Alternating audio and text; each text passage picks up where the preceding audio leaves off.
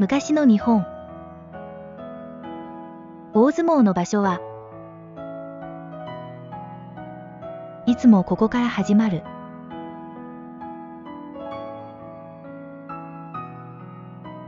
両国国技館から徒歩13分。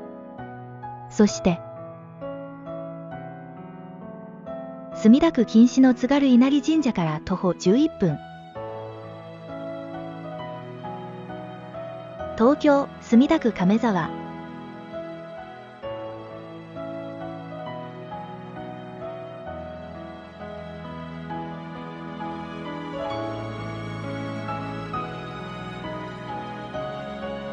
この地は前々回紹介した津軽稲荷と同じように津軽藩の上屋敷跡。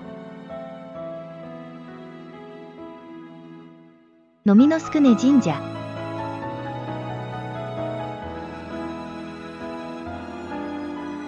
相撲の始祖とされる野見の宿根を祀る。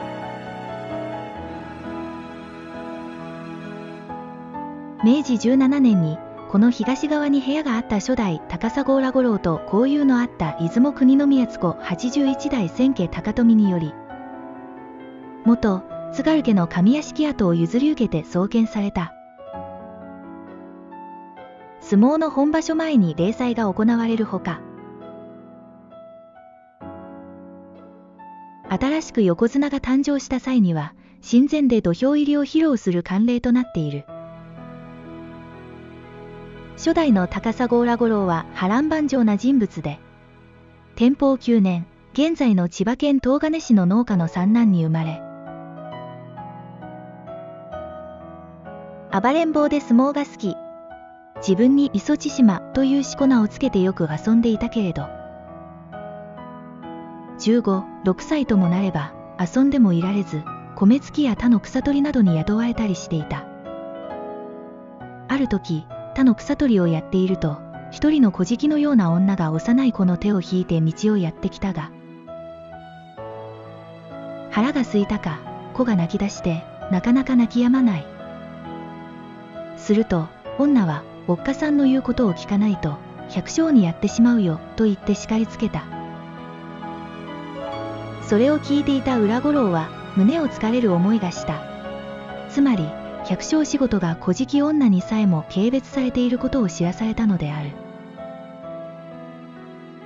百姓は卑しいものではないはずだが、その頃には農村が疲弊していて、百姓の暮らしは容易でなかった。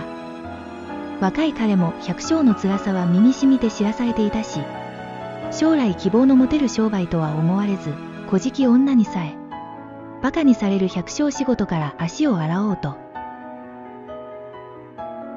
決意し、そして思い切って相撲取りになろうと考えた。幕末も押し詰まったその安政文久の頃は江戸相撲が隆盛な時で、相撲人気に沸き立っていた。1年を20日で暮らす良い男のことわざ通り、関取になれば有名になるし、収入は増える。ついに彼は江戸に上ることを決意した。それは安政6年彼が22歳の冬のことであった。江戸へ出た浦五郎は精進を重ねとんとん拍子に出世し、姫路藩主堺公のお抱え力士となることができ、これによって生活の保障と身分の安定が得られた。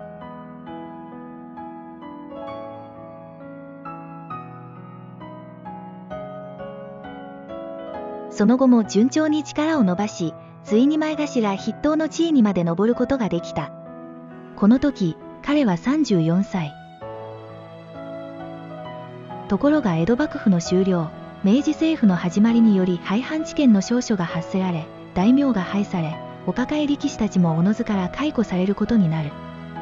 浦五郎はそれでも義理がたく、二君に仕えることはない、と同じお抱え力士らと誓約し合った。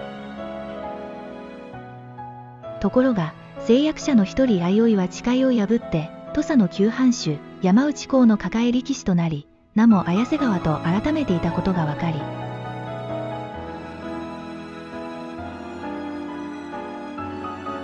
激怒した浦五郎は相生すなわち綾瀬川の首を切って堺公にお詫びをしようといきり立ち、大騒ぎとなった。そこで、年寄らが間に入って裏五郎をなだめ、綾瀬川から詫び状を入れさせて、ようやく収まったのである。この事件は、裏五郎の政治力を世間に認めさせたことになり、事実彼の名が各界に重きをなすきっかけともなった。それから裏五郎も徐々に出世していくが、彼には相撲界に2つ不満があった。一つは力士の待遇が不当に悪いことであり、